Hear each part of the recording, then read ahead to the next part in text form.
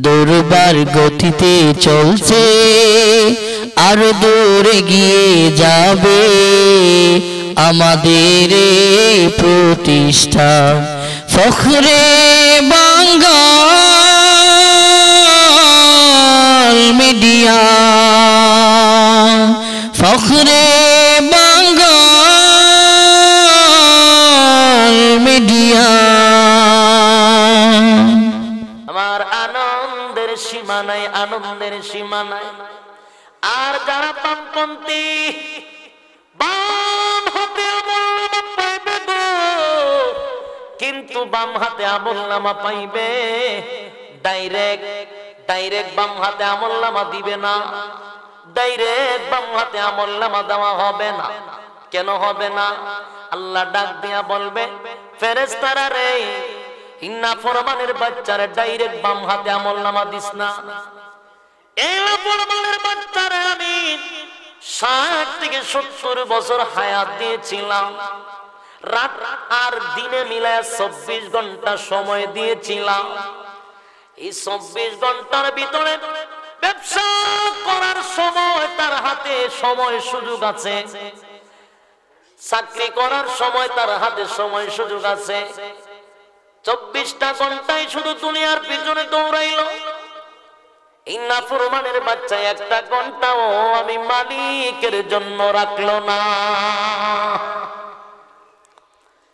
এই নাফরমানরে আমি কত নিয়ামত দিলাম এ ভাই, আল্লাহ নিয়ামত। ইন্নাল বায়ানি মা লাম ইয়ালাম فسبحان الذي لا يحصى امتنانه باللسان ولا بالقلم ونشهد أن لا إله إلا الله وحده لا شريك له وأشهد أن سيدنا وسندنا وحبيبنا ومولانا محمدا عبد الله ورسوله أرسله بالحق بشيرا ونذيرا وداعيا إلى الله بإذنه وسراجا منيرا. أما بعد فأعوذ بالله من الشيطان الرجيم. بسم الله الرحمن الرحيم.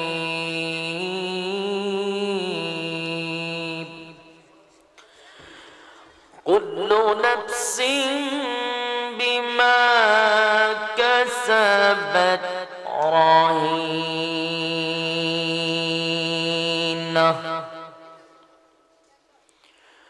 كل نفس بما كسبت رهينة إلا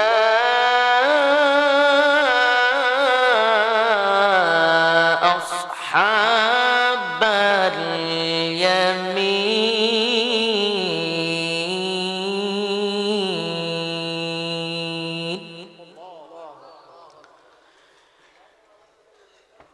في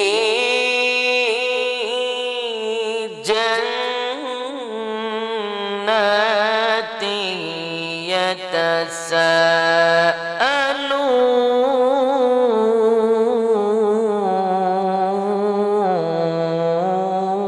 يتساءلون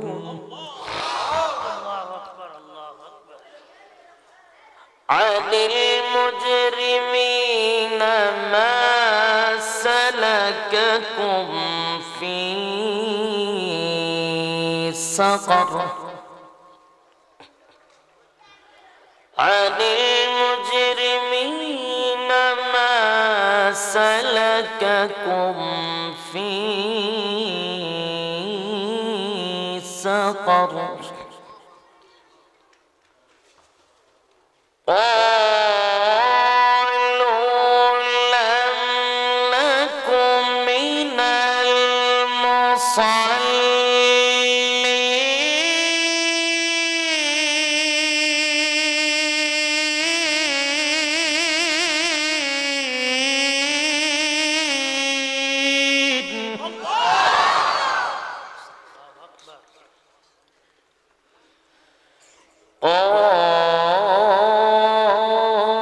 قالوا لم نكن من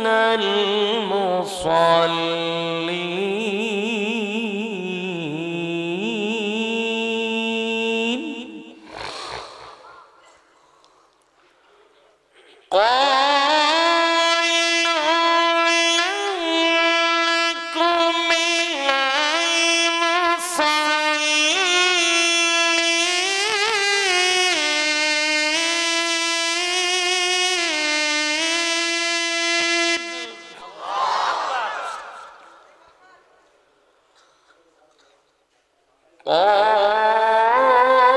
قالوا لم نك من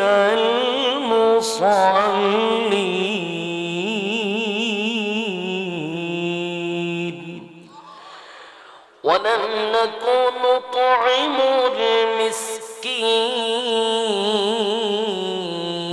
المسكين وكنا نخوض مع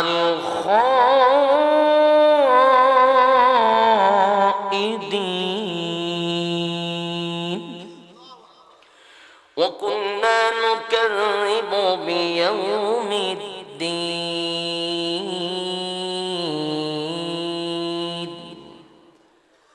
حتى أتانا اليقين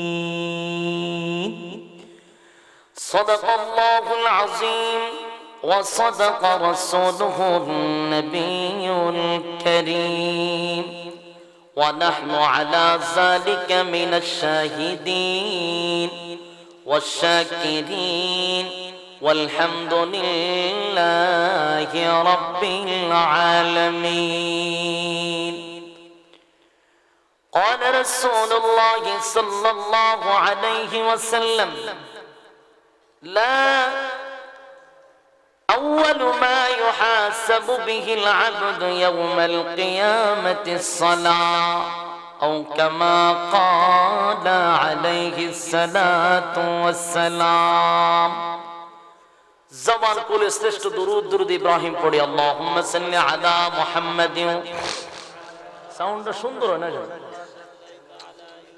সাউন্ড সুন্দর করেন বক্স আছে মনিটর আছে إنك حميد مجيد اللهم بارك على محمد وعلى آل محمد كما باركت على إبراهيم وعلى آل إبراهيم إنك حميد مجيد نور عرفان محبت دل میں بھر دونوں عالم سے ہمیں کر بے خبر جلا تو نے دی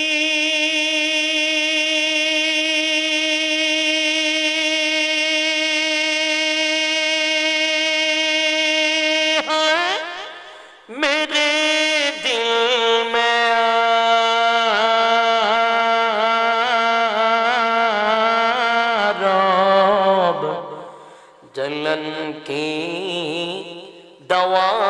अब फिला दे खुदाया सारे दुनिया तय किया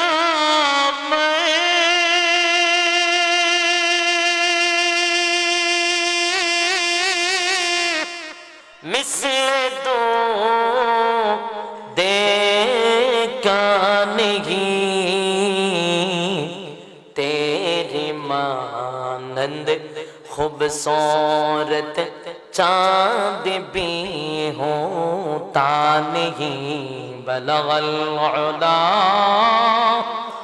बिकमालिही कशफत तुजा बिजमालिही हसनत जमीअ खिसालिही सल्लो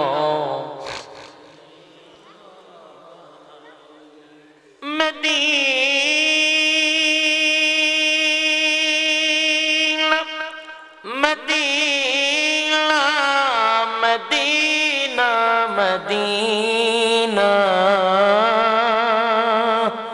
मदीना मदीना मदीना गुनगुना है मोमिनों की गुनगुना है दीदारे मदीना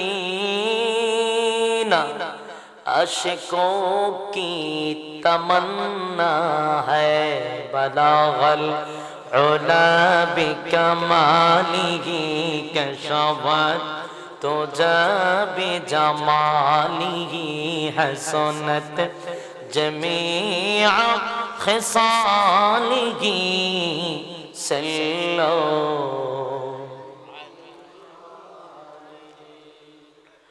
अल्हम्दुलिल्लाह सैदाबाद মাদ্রাসা পাড়া যুবক বৃন্দদের উদ্যোগে আজকে তাফসীরুল কোরআন মাহফিলের সম্মানিত সভাপতি মুআজ্জিজ মুকাররম উলামায়ে কেরাম উপস্থিত হয়েছেন, দূর দূরান্ততে আগত সমবয়সী তরুণ যুবক ভাইরা উপস্থিত হয়েছেন, মুরব্বিয়ানে আযম উপস্থিত আছেন, পর্দার আড়ালে অবস্থানগত শ্রদ্ধেয় সম্মানিত মা এবং বোনেরা, সকলকে আমার অন্তরস্থল থেকে জ্ঞাপন করছি মোবারক।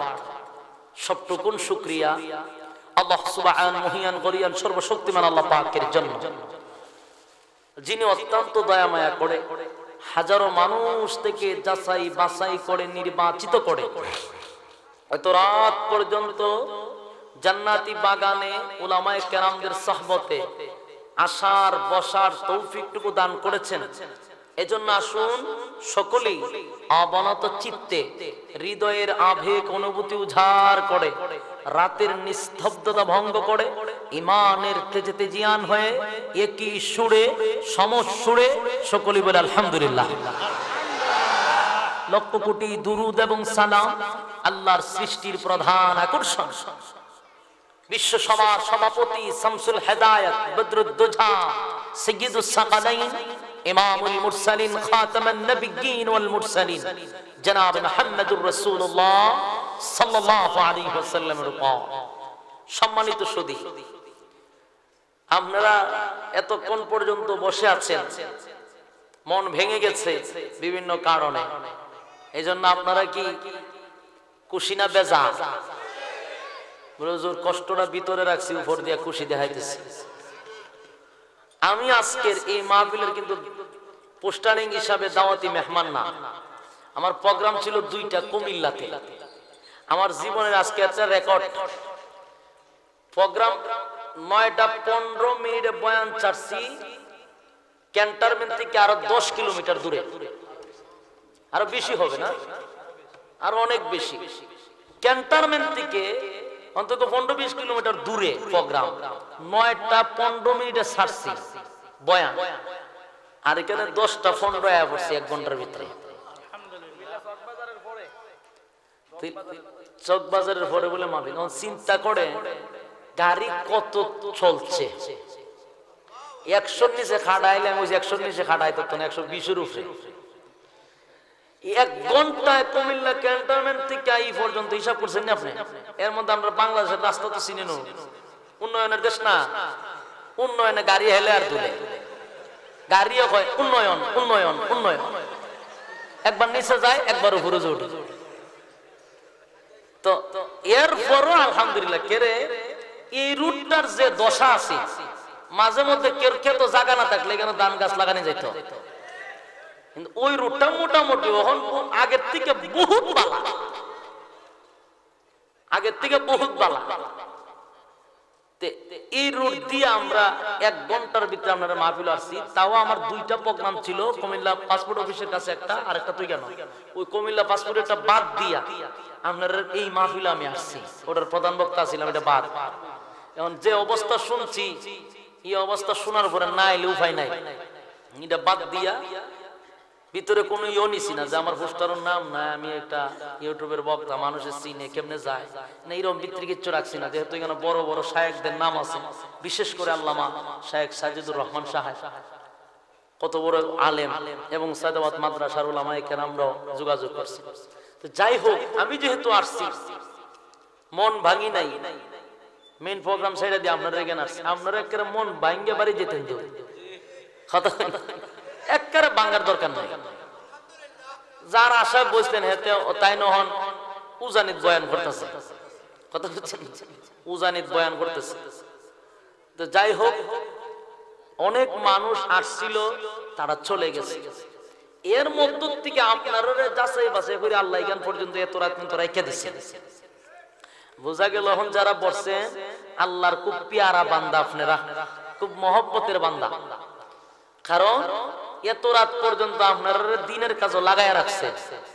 আলহামদুলিল্লাহ হইতেন না? আল্লাহ যে পছন্দ করছে, আল্লাহ যে আপনারা ভালোবাসে, এই রাত পর্যন্ত বৈশা থাকাটা এটাই একটা লক্ষণ। বলে হুজুর কবুল হইছে কেন বুঝো? বলে বুঝন লাগতো না, বুঝাই দিতাছি।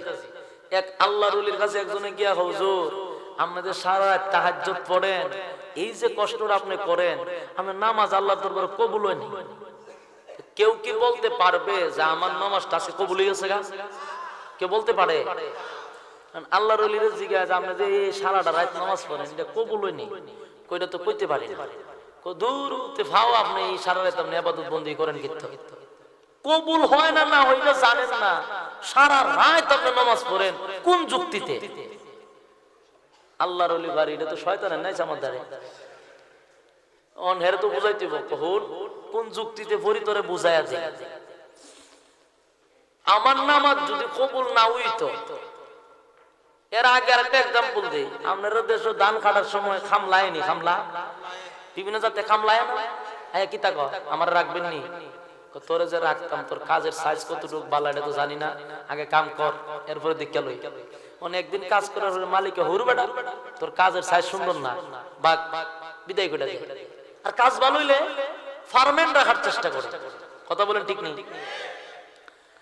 আল্লাহর ওলি বলতেছেন, আমি যে নামাজ দেই আমার কবুল হয় না, না হয়তো বুঝি কিভাবে? যে আমার যেদিন আমি নামাজ পড়ছি, আমার নামাজটা যদি আল্লাহর কাছে পছন্দ না হইতো, তাহলে প্রথম দিন নামাজ পড়ার পরে আমার আল্লাহ হয়তো বলে, এই যে নামাজে আমার দরকার নাই, তোমার মসজিদের সাইডে যায় না,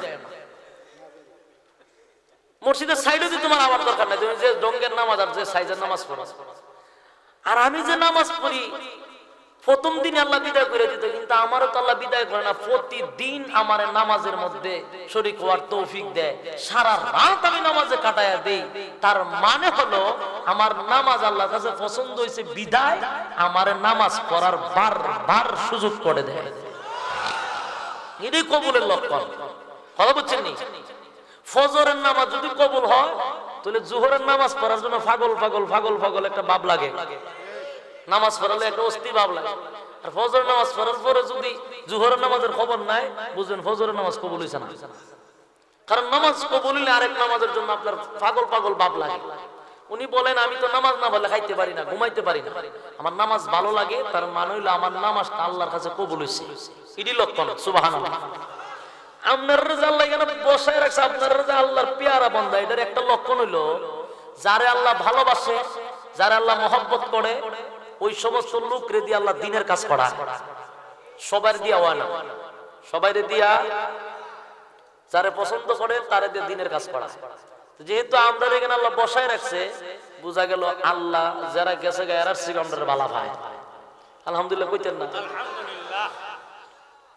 তো যাই হোক, বসছেন যখন, তো একটু সময় আমলের নিয়তে, ইখলাসের নিয়তে কথাগুলি শ্রবণ করব, আর আমিও যেন আমলের নিয়তে, ইখলাসের নিয়তে কিছু কথা বলতে পারি। আল্লাহ তৌফিক দান করুক, সকলে বলে আমিন। সম্মানিত সুধী, আমি আপনাদের সামনে মহাগ্রন্থ আল কোরআনের 114টি সূরা থেকে একটি সূরা, সূরাটার নাম হলো সূরা মুদাসসির। এই সূরার কয়েকখানা আয়াতে কারীমা আপনাদের সামনে তেলাওয়াত করেছি। বরকতের জন্য একটা হাদিস আপনাদের সামনে পেশ করেছি। কোরআন এবং হাদিস নিয়ে কিছু কথা বলার চেষ্টা করব। আল্লাহ তৌফিক দান করুক, সকলে বলে আমিন। আমরা এখানে যারা বসছি সকলেই নেকের নিয়তে বসছি, ঠিক কি না? যদি নেক পাওয়ার উসিলা বসে দেখেন, তাহলে আপনার কাছে আমার একটা আবদার, কথার মাঝে মাঝে ঠিক বেঠিক আল্লাহু আকবার সুবহানাল্লাহ বলতে পারবেন? ইনশাআল্লাহ। এটা ঈমানের পরিচয়। যারা আওয়াজ দিবে তাদের ঈমানের স্পিরিট বেশি, যারা আওয়াজ নাই এদের ঈমান দুর্বল, গুতাইলো বাইরো না। আসুন, আল্লাহ বলতেছেন, কোরআন থেকে যখন আপনি আলোচনা করবেন, কোরআন এটা কার কালাম? আল্লাহর কালাম, আল্লাহর কথা, এটা দুনিয়ার মানুষের কথা না। কোরআনের মধ্যে কোনো ভুল টুল আসেনি, কেউ সন্দেহ টন্দেহ করেননি, করলে শেষ। কোরআনের মধ্যে কোনো ভুল নাই, কোনো সন্দেহ নাই, এটা আল্লাহ নিজেই বলছেন। পৃথিবীর কোন রাইটার, কোন লেখক কোন একটা বই ছাপাইবার পরে কয় না, বলে কয়ও আমার বইটার কোনো ভুল নাই, ভুলের কোনো সন্দেহ কেউ করতে না, এরকম কেউ বলে? বরং পিছনে লিখে দেয়, আমার কোনো ভুল হইলে পরবর্তীতে আমার জানাই দিবেন, আমি সংশোধন করার চেষ্টা করব, ঠিক কি না? কিন্তু এই মহাগ্রন্থ আল কোরআন একটা কিতাব, যেই কিতাবের শুরুতে আল্লাহ বলতেছেন,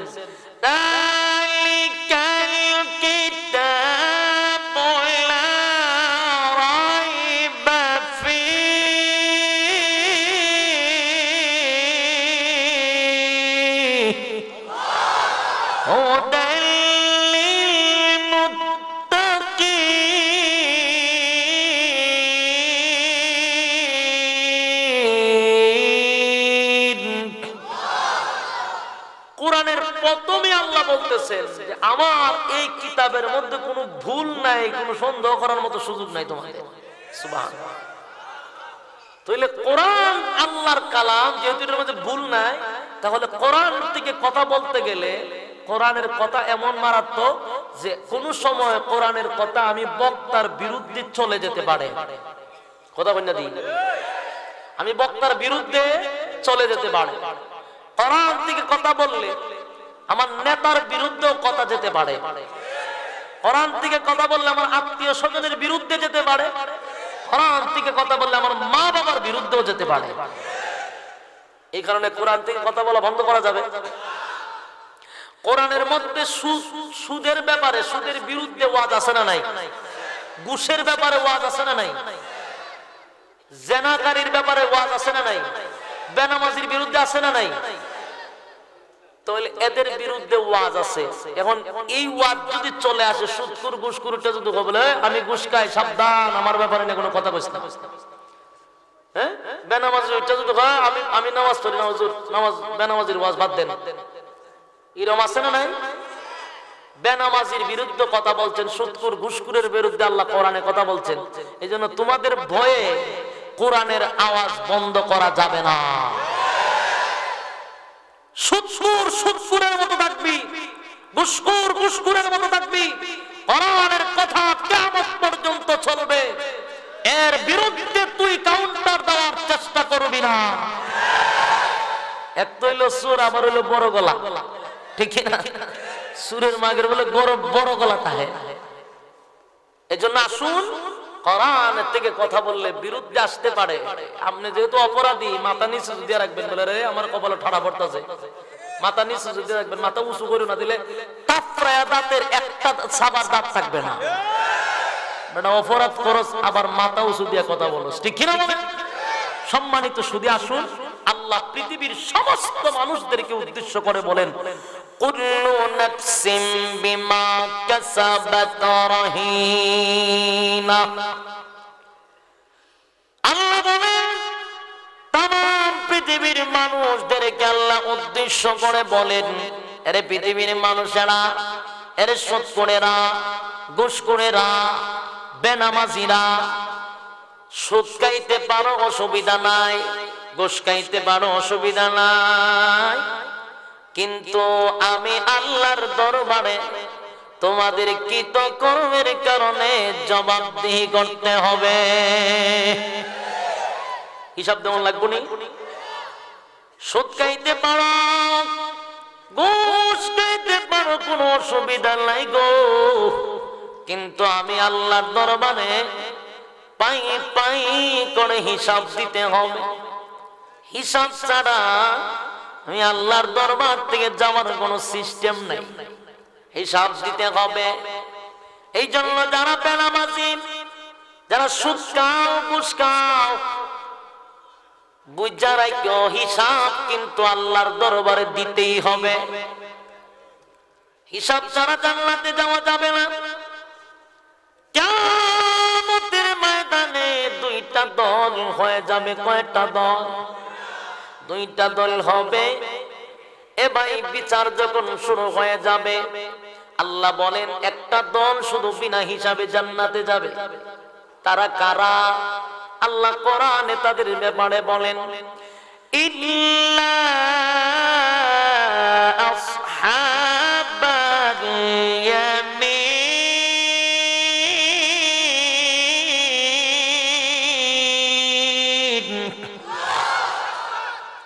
আল্লাহ বলেন শুধুমাত্র কেবলমাত্র একটা দল জান্নাতি। তারা কারা? তারা হলো আসহাবে ইয়ামিন। এ ভাই, আসহাবে ইয়ামিন কারা? যারা ডান হাতে আমলনামা পাইবে গো, ডান হাতে আমলনামা পাইবে।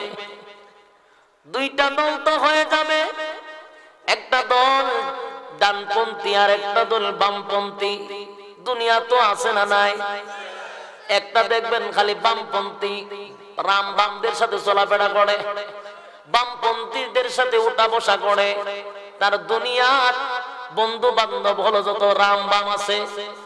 আল্লাহ বলেন কিয়ামতের ময়দানে তারা বামপন্থীদের কাতারে দাঁড়াইবে, বামপন্থী আর ডানপন্থী। ডানপন্থী যারা ডান হাতে আমলনামা পাইয়া ডান হাত দিকে চলে যাবে। ডান হাতে আমলনামা পাওয়া মানে হলো জান্নাতি হয়ে গেলা। এবার জান্নাতীরা বাম হাতে আমলনামা পাওয়ার, ডান হাতে আমলনামা পাওয়ার পরে জান্নাতীরা আনন্দে সেদিন লাফাইতে থাকবে। এত আনন্দ, এত আনন্দ। ডানপন্থীরা তাদের আত্মীয় স্বজন তালাশ করবে গো, আত্মীয় স্বজন তালাশ করবে, কে কোথায় আছো রে?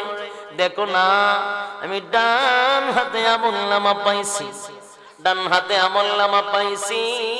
আমার আনন্দের সীমা নাই, আনন্দের সীমা নাই। আর যারা বামপন্থী, বাম হাতে আমলনামা পাইবে গো, কিন্তু বাম হাতে আমলনামা পাইবে ডাইরেক্ট বাম হাতে আমলনামা দিবে না, ডাইরেক্ট বাম হাতে আমলনামা দেওয়া হবে না। কেন হবে না? আল্লাহ ডাক দিয়া বলবে, ফেরেশতারা রে, নাফরমানের বাচ্চারে ডাইরেক্ট বাম হাতে আমলনামা দিস না। এই নাফরমানের বাচ্চারে আমি 60 থেকে 70 বছর হায়াত দিয়েছিলাম, রাত আর দিনে মিলায় 24 ঘন্টা সময় দিয়েছিলাম। এই 24 ঘন্টার ভিতরে ব্যবসা করার সময় তার হাতে সময় সুযোগ আছে, চাকরি করার সময় তার হাতে সময় সুযোগ আছে। 24টা ঘন্টায় শুধু দুনিয়ার পিছনে দৌড়াইলো। এই নাফরমানের বাচ্চা 1টা ঘন্টাও আমি মালিকের জন্য রাখলো না। এই নাফরমানরে আমি কত নিয়ামত দিলাম। এ ভাই, আল্লাহর নিয়ামতের কোন পরিমাণ নিয়ামত দিছে তোমার পা থেকে মাথা পর্যন্ত একবার তাকাও, তাকায়া নিজের প্রশ্ন করো আমার মালিক আমারে কত নিয়ামত দিছে। আজকে যদি আমার একটা পা না থাকতো সমাজে কোনো দাম আছে না? আপনার কথা কই না কেন? ঘুমাই রয়েছেননি আপনারা? যৎকান সজাগ আমি তৎকান ওয়াজ করো, যৎকান কাউন্টার দিবেন তৎকানি ওয়াজ চলবো। যে সময় গুরুস্থান হইব সময় জিয়ারত হইব। আওয়াজ না দিলে তো গুরুস্থান হয়ে যাবো। আওয়াজ দিতে হবে। ভাই বিভিন্ন জায়গায় দেখবেন, আমি প্রায় সময় বিভিন্ন বাজারে দেখেছি, বিভিন্ন পয়েন্টে দেখেছি অনেক ভিক্ষুকরা ভিক্ষা করে, দুইটা পা নাই গইরাইয়া গইরাইয়া ভিক্ষা করে। এই লোকটার সমাজে কোনো দাম আছে? 4 পয়সার কোনো দাম নাই। তার বন্ধু বান্ধব আছে, ফ্রেন্ড আছে? কেউ নাই। তার লয়ে কেউ চা খায়নি, কেউ সেলফি তুলেনি, ফান খায়নি, কেউ তার সাথে বায়াত করে না, কথাও বলতে চায় না। তুমি তখন তোমার দিকে তাকায় বলবো, প্রভু গো, তারেও তুমি বানাইলা, আমারও তুমি কিন্তু বানাইছ। তার দুইটা পা দেলাই গো, তার দুইটা পা তুমি দেও নাই। আজকে তার সমাজের মধ্যে দিয়ে কোনো দাম নাই, কেউ তার সঙ্গে কথা বলে না। আর আমার দুইটা পা দিলা, আমার সঙ্গে কত মানুষ কথা বলে, আমারে নিয়ে চা খায়, বন্ধু বান্ধবে আড্ডা মারে। যদি আমার মালিকে দুইটা পা না দিত গো, উপায় ছিল না, উপায় ছিল না। বান্দারে এটা তো বহুত বড় নিয়ামত তোরে দিলাম, এই নিয়ামতের কথা কি একবারও তুই চিন্তা করলি না? দুইটা পা বাদ দিলাম, একটা পা যদিও না থাকে গো, বলুন না সমাজের মধ্যে ওই মানুষটার কোনো দাম আসেনি? দুইটা পা আছে কিন্তু একটা হাত নাই, তাও দাম নাই। তার বন্ধু পাওয়া যায় না, বান্ধবী তো দূরের কথা, বন্ধুত্বই নাই, ঠিক না? এরপরে সব বালা একটা চক্ষু বালা না। কোন দিকে আপনি যাইবেন? একটা চক্ষু ভালো আর একটা চক্ষু বালা না। বলেন না ভালো জায়গায় আপনি বিয়া করতে পারবেন নি? ভালো মেয়ে আপনার কাছে দিবনি? দূর দূর জামার দিয়ে চক্ষু একটা নাই, এরকম বেড়ার কাছে বিয়া বয়া যাইতো না। কথা কই না? আল্লাহ বলেন, এই মনের বাচ্চারা আমি কতগুলা নিয়ামত দিলাম রে, কিন্তু একবারও চিন্তা করলো না আমি আল্লাহ তারে কতগুলা নিয়ামত দিলাম। সে আমার নিয়ামত খাইলো, নিয়ামত ভোগ করলো, কিন্তু নিয়ামত খাইয়া অপব্যবহার করলো, ঠিক কিনা? আরে বাংলা, তুমি যখন একটা গরু জবাই করো গো, গরু যখন জবাই করেন ভালো করে একটু লক্ষ্য করে দেখবেন, গরুটা বাঁচার জন্য শরীরের সমস্ত শক্তি দেওয়ার চেষ্টা করে, কতটা লাফালাফি করে, কত ফলাফলি করে বাঁচার জন্য। তারপর বান্দারে গলার মধ্যে ছুরি লাগায়া দিলি, আমি মওলাই কিন্তু তোর উপরে বেজার হই না, গুসাও হই না। আরে বাবা, যদিও গরুটা বাঁচার জন্য লাফালাফি করলো, জীবনের সমস্ত শক্তি দেওয়ার চেষ্টা করেছে, তারপরেও তার গলার মধ্যে তুই ছুরি লাগাইছিস। আমি আল্লাহ বেজার হই নাই, গুসাও হই নাই। নে বান্দা, তোর জন্য হালাল করে দিয়েছি, খা, খাইয়া গোলামি করবি, কা গোলামি করবি আমার বাংলারে। একটা মুরুগ যদি জবাই করেন, মুরুগটা খালি লাফায়, খালি লাফায়, বাঁচার জন্য কত চেষ্টা করে, কিন্তু দুইটা পারে এক হাতের ভিতরে ধরে। কেমন ভাবে আপনি বেলিট ছুরি লাগায়া দিলেন গলার মধ্যে, তারপর আমার আল্লাহ এরপরও বেজার হয় না, গুসা হয়। বাংলা তোর জন্য হালাল করে দিলাম রে বাংলা, খা খা, খাইয়া গোলামি করিস আমি আল্লাহ।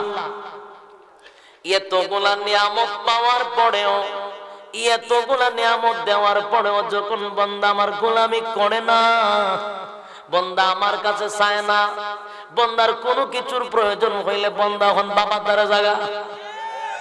বাবার কাছে গিয়া চায়, আমার কাছে চায় না। এরে বন্ধে এত বড় নিমক আরাম কেমনে হইলি? তোর সব দিলাম আমি, চাইবি আমার কাছে? আমাদের নামাজ রোজা হজ যাকাত দেখার জন্য, আল্লাহর জন্য যদি হয় গোলামি চলবে কার জন্য? এ ভাই, ইন্না সলাতি ওয়া নুসুকি ওয়া মাহইয়ায়া ওয়া মামাতি লিল্লাহি রাব্বিল আলামিন। আমার নামাজ, আমার রোজা, হজ, যাকাত সব কিছু লিল্লাহি রাব্বিল আলামিনের জন্য। তাহলে আমার গোলামিটাও চলবে আল্লাহর জন্য। আমার ব্যবসার বরকত হয় না, চাইবো কার জন্য? কার কাছে চাইবো? আমার সন্তান হয় না, চাইবো কার কাছে? আল্লাহর কাছে। কিন্তু দেশ পাল্টে গেছে, এখন জামানা পাল্টে গেছে, আল্লাহ তো ইয়া বাবার কাছে। আল্লাহ বলেন এটাই হলো হারামি। আরে বন্ধু, 24টা ঘন্টার মধ্যে একটা সেকেন্ড তো আমি ঘুমাই না, ডিউটি করি। তো কেমনে রে আমার তুই আর একজনের কাছে চাস? আমার সহ্য হয় না। এ ভাই, ওই সমস্ত মানুষগুলাকে উদ্দেশ্য করে আল্লাহ বলবেন, এরে ফেরেশতারা ডাইরেক্ট আমলনামা দিস না। ইন্না ফরমানের বাচ্চার হাতে ডাইরেক্ট আমলনামা দিস না। বহুত বড় না ফরমা, জীবনে উষ্টা গায়া পশ্চিমে উপরে না, আছে না নাই? কিন্তু উপরে টাইটেল লেখা থাকে আশিক রাসূল। মা কথা কই না দি, পশ্চিমে উষ্টা গায়াও পড়ে না, কিন্তু সাইনবোর্ডের মধ্যে লেখা আশিক রাসূল। আল্লাহ বলেন বাটপার, এটারে সাইজ করতে হবে, ডাইরেক্ট আমলনামা দিস না। এটার সাথে আমার বুঝা ফেরা আছে, কথা কই না দি। এক ওয়াক্ত নামাজ নাই, আশিক রাসূল, ইতা বাটপারি আল্লাহ ছাড়াইব যায় লন খালি, কথা কই না। হাজারো যাইতেন আমরা বাধা দিই, কোন সময় জান অসুবিধা নাই, কিন্তু চাইবেন আল্লাহর কাছে। সেজদা দিবেন কার কাছে? আল্লাহর কাছে। আর অন্য জায়গায় সেজদা দেওয়া যাইব? অন্য জায়গায় সেজদা দেওয়া যাবে না। আর কপালে তো টানা পড়ছে এমনি না, যত মাজার আছে সব খালি রোডের কাছে। যে আমি যাই, আমি রোডের খান্দার ছাড়া কোনো মাজার নাই। সব পীররা কি আছে মসজিদ স্বর্গের রাস্তার সাথে খুব পয়েন্ট দিক কেরা মরছে।